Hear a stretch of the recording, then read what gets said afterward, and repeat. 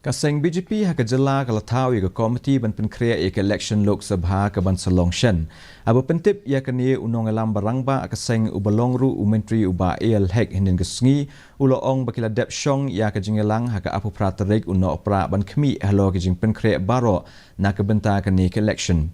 Uba el hek ula ban ru ba kila IT ya kini syakinong alam berper ban Pynkhreh ya ke election.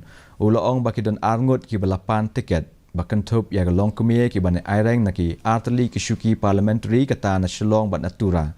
Aba keli laun aireng ni em na shlong seat uba hek ula jubab bagi kli nongelam keseng ken sa shim ya karai lor keni. BJP men sisni along with review meeting benda ka MP election but Pynkhreh shua yaki ground relative di ground election.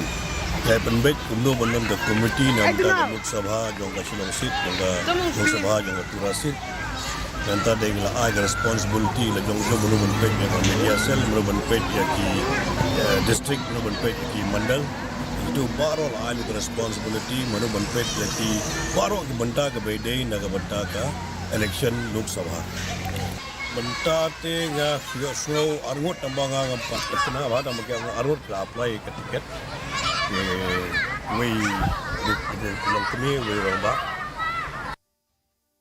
UMP ke Shillong uba Vincent Palau la Thaw ba ka